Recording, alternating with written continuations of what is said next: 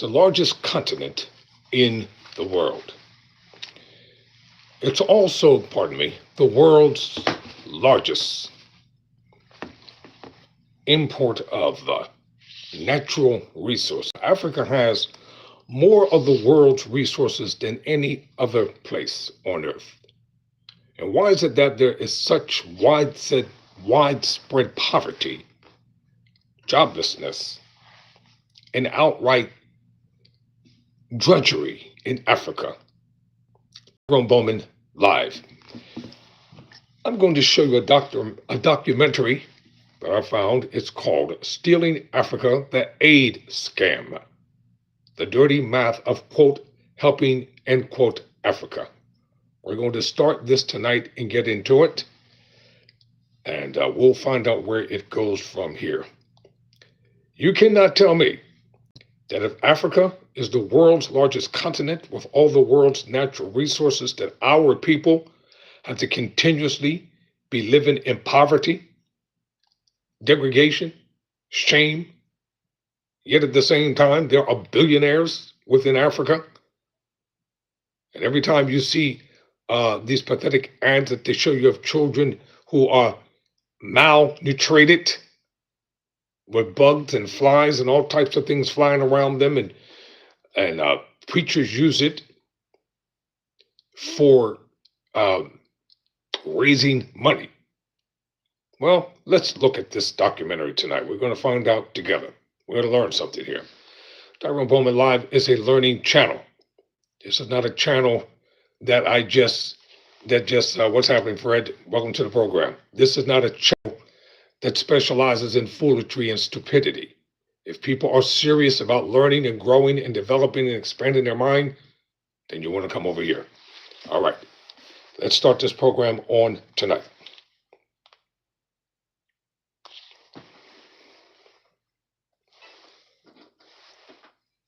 Hold on.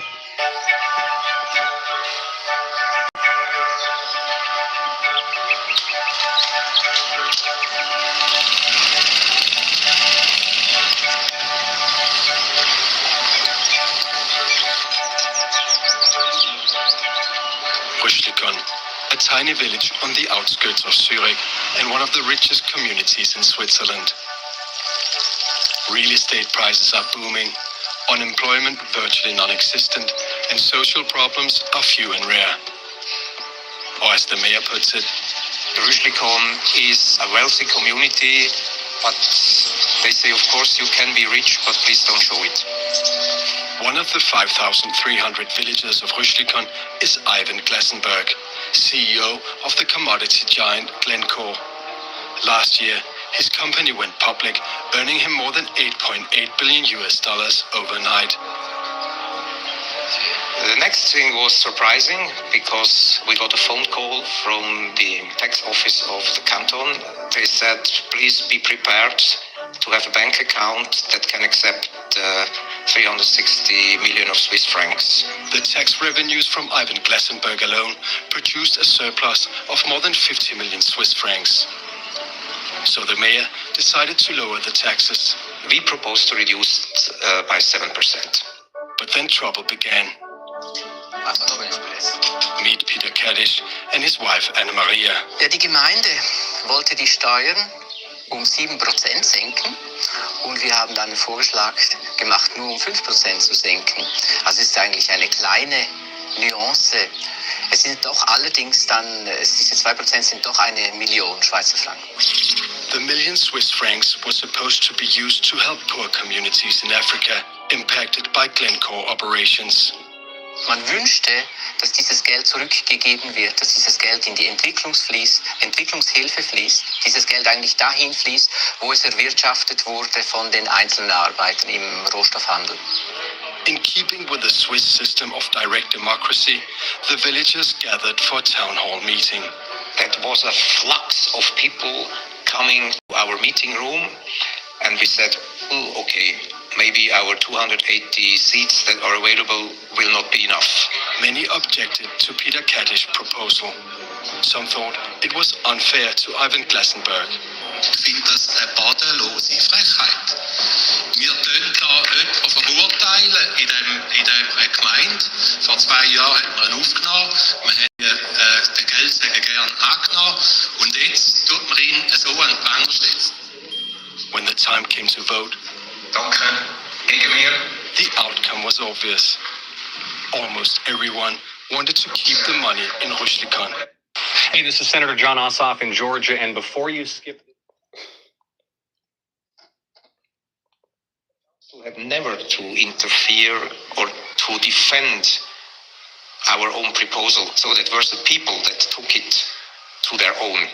Eigentlich das Extremste war meiner Ansicht nach, dass die Leute, die hier leben, dass man zu wenig weiß, was auf dieser Welt passiert und dass man aber trotzdem sehr stark betroffen ist. Man ist ebenso betroffen wie auf der anderen Seite die Leute, die darunter leiden. Also wir leiden nicht, weil wir viel Geld bekommen, aber wir sind auch betroffen.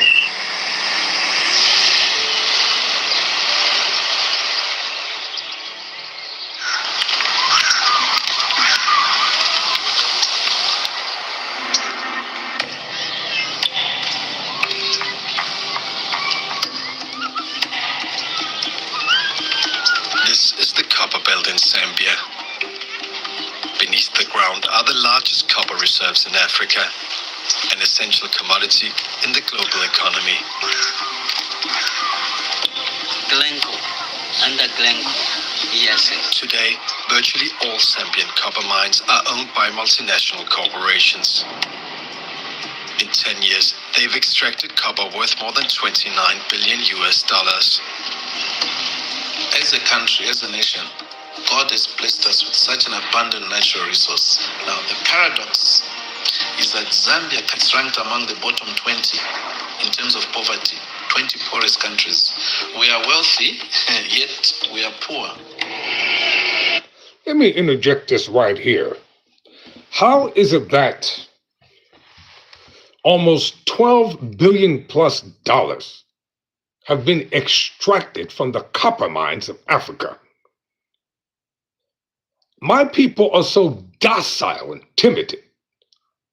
You allow these people to come over there and to exploit you, take advantage of you, and just to do whatever they want to do. And then you got black leaders like him just sitting there talking like it's no big deal. There should be no poverty in Africa, period. Why is there poverty in Africa? Why are European nations allowed to go over there and just exploit and exploit and exploit and to take advantage? Why? Because too many of their leaders are selling their own people out for personal gain.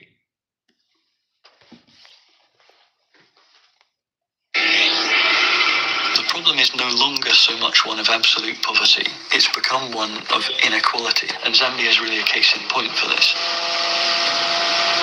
A lot of people think that we in the West have been extremely generous in the amount of foreign aid that we provide to the developing countries and particularly to Africa.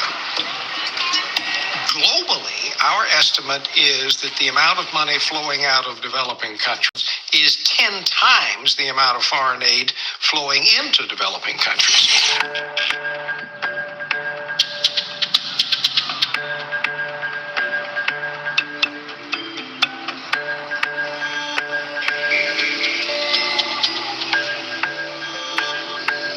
I've come to Zambia to find out why this country, with its enormous wealth of natural resources, is still among the poorest in the world.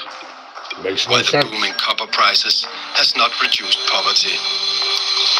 The same question many Zambians asked themselves in the latest election.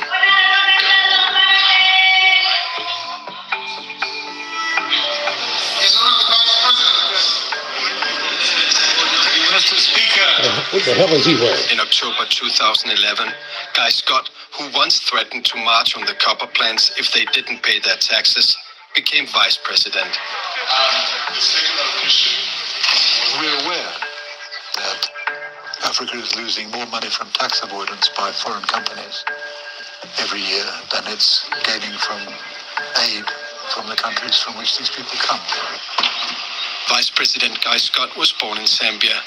He studied economics at Cambridge and holds a PhD in cognitive science. It seems peculiar that you're vice president in Zambia and you're white. Well, white vice presidents occur from place to place, like United States of America's got one.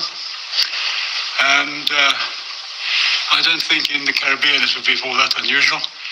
It's just a thing that's a bit unusual in Africa. But Africa's maybe changing. I'm a Zambian nationalist. Why not? What else would I be? Well, a colonial farmer exploiting something. No, I think colonial farmers don't have any votes anyway, even if I wanted to stand on their ticket. There are very few farmers here, white farmers. No, but you understand the question, I guess. I mean, it is from. Yeah, normally a white politician in an African country will be representing white minority interests. That's not the case here.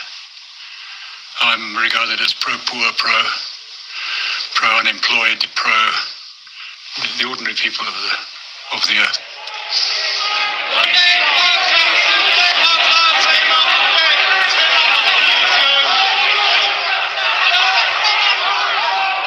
This is the London Metal Exchange, where the world market price on copper is determined.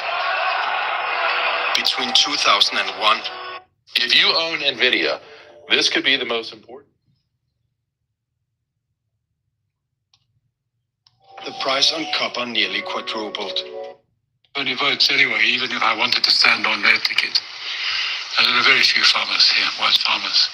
No, but you understand the question, I guess. I mean, it is from.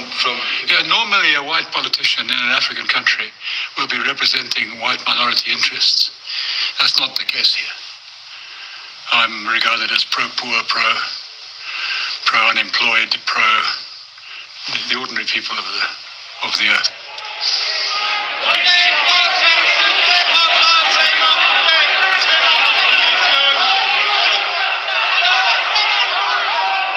This is the London Metal Exchange, where the world market price on copper is determined. Between 2001 and 2008, the price on copper nearly quadrupled. Yet, despite the boom, the foreign investors paid virtually nothing in profit tax in Zambia.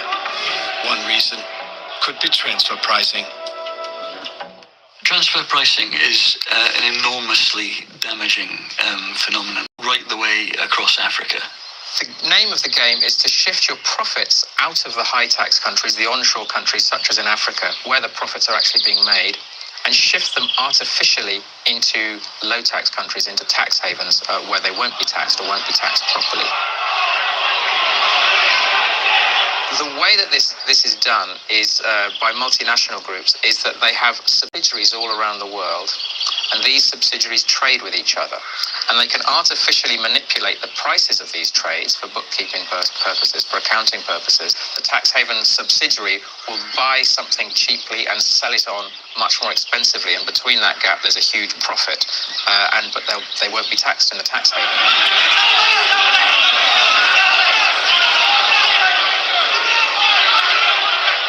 Much Zambian copper is not traded on the open market, but bought and sold internally within the same multinational corporations. 25 during April, May, 25 during April, May. On paper, this makes Switzerland one of the biggest importers of Zambian copper. Switzerland is a huge purchaser of copper out of Zambia, but that doesn't mean that the copper is shipped from Zambia to Switzerland. The documentation goes to Switzerland, but the copper goes all over the world.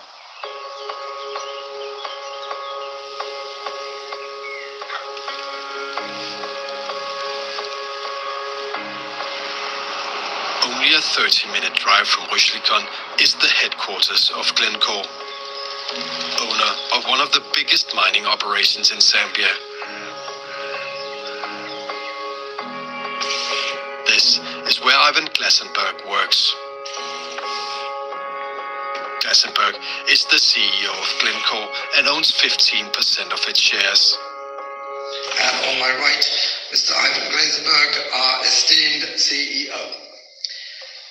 It has been a very exciting period for the group.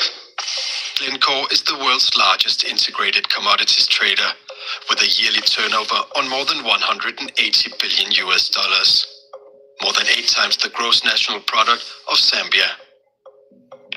Glencore controls Mopani copper mines in Zambia through a 73% stake. All copper produced by Mopani is sold internally to Glencore in Switzerland. Despite its size, Glencore is virtually unknown to the public.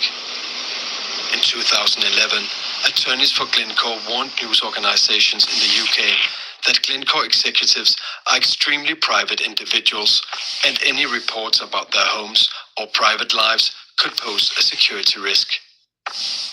Your company is a major investor in the developing world. We believe developing countries need more investment, not less. Investment provides jobs, education, access to healthcare, and improved infrastructure.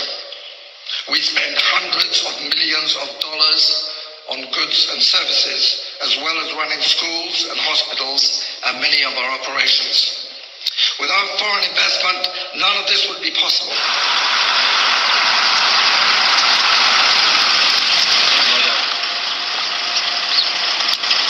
Part of Glencore's Zambian operations have been suspended by the environmental authorities. Captain Yeager, thank you very much. Thank you, sir. Vice President Guy Scott is visiting the plant and has invited me along. Ladies and gentlemen, I'm going to leave it right here for tonight. On tomorrow, God willing, I will bring you part 2 of the documentary titled Stealing Africa, the Aid Scam. The dirty math of, quote, helping Africa, close quote. There's no reason why poverty exists vastly on a large scale throughout Africa. There's no reason why Nigeria, which is probably one of the largest cities in Africa, is mired with poverty, hopelessness, disparity. And you know what's really sickening? With all these religious institutions in Africa, and all these so-called miracle workers and preachers and apostles and so-called prophets, they're doing nothing to help their people. And on this channel, I've told you all before, and I'll tell you again, I deal with all aspects of the equation. I don't care what people are, what color they are, what party they belong to. If you're doing good, I'll highlight it. And if you're doing wrong, I'm going to talk about it. Never surrender. Never quit.